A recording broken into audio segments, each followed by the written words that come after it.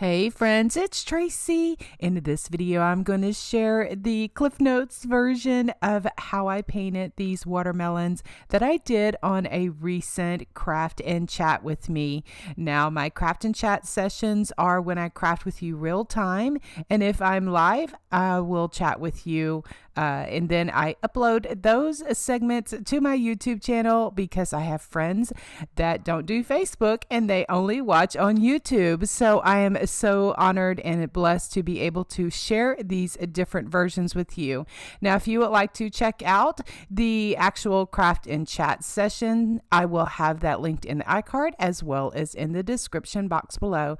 All right, guys, let me share real quick how I created these cute summer watermelons. Okay, the sign that I'm using is one of these flag buntings signs that I get from the Dollar Tree, and I just took off the paper using my Cricut spatula, or you can sand it off or cover the back, that kind of thing. To cover any holes, I used my spackling that I get from the Dollar Tree. And so one of the watermelons I painted as a slice, and the other one I cut into wedges just using my box blade, and I also used my cutting mat just to make sure that my table was protected. Okay, to draw out the rind, I'm going about an inch in, and so I just take my pencil and just kind of sketch that out, and so that I can have a pattern to put my green as well as my red. All right, so I do that also on my wedges, and for the rind I am using holly green. That is the color that I am using. For the red part of the watermelon, I'm using primary red, and those are both Americana colors, but that is just my preference. There are a lot of paint colors and a lot of different brands that you can use. Just kind of sharing what I use. And then for the like the stripes of the watermelon, what I used is citron green. It's also Americana color. And I just take my fan brush about, I don't know, maybe a quarter of the bristles. I don't want it to be clumpy or stuck together. And I just kind of make a wave pattern just to give me the stripes of my watermelon rind.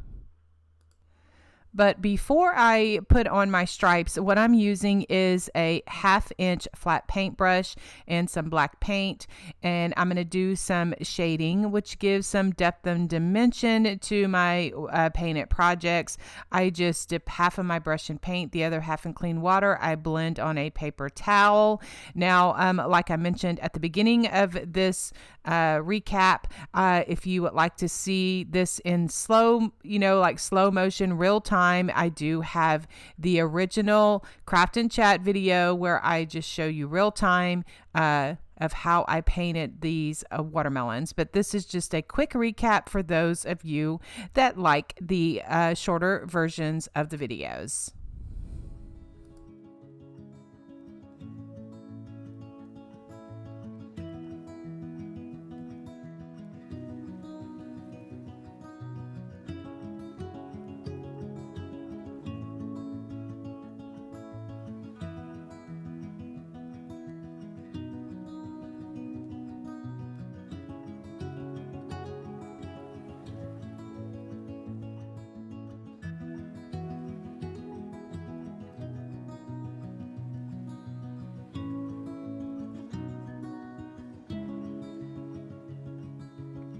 For my seeds, for my watermelons, I take my black Sharpie marker and just draw out and just kind of color in the hole just a little bit. It makes me feel better. I don't know why I do this. This is just one of my routines that I do.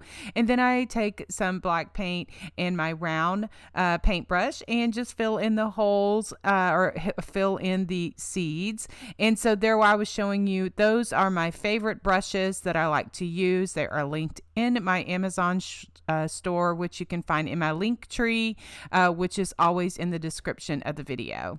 All right, so then once I get finished with all of these seeds, what I'm going to do is I'm going to write Sweet Summer on the watermelon slice. I'm going to do some hand lettering. I'm using a 1/4 of an inch a quarter of an inch flat paintbrush. And so what I do is I'll kind of like air draw it at first, just to make sure that I have enough room.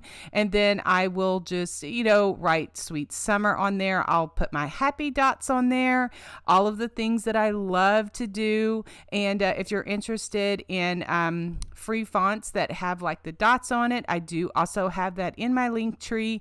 There is a collection of dotted fonts that I have found that you can download on dafont.com. Just look in my link tree for the free handwritten fonts, and that way you can practice. You can draw out different, spell out different sayings and get the practice in if you would like to do some hand lettering.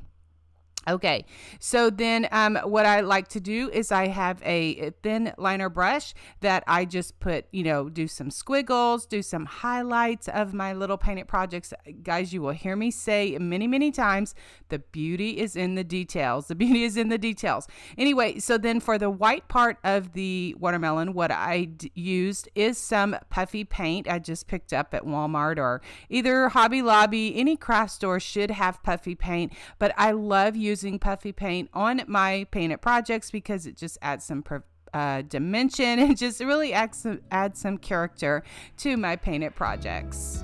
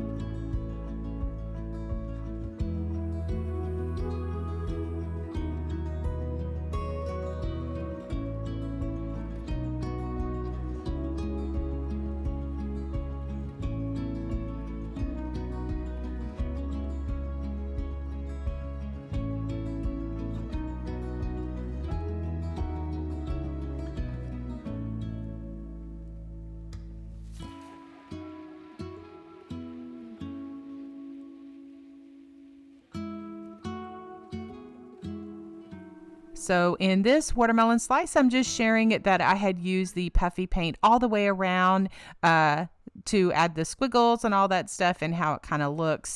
Just depends on what character you're looking for. And then there I'm just recapping the paints I used in this project. So then now I'm going to use do some paint splattering. I just use a stiff brush and a stick, and I just do some paint splattering. I do black first, and then I'll go back over it with white.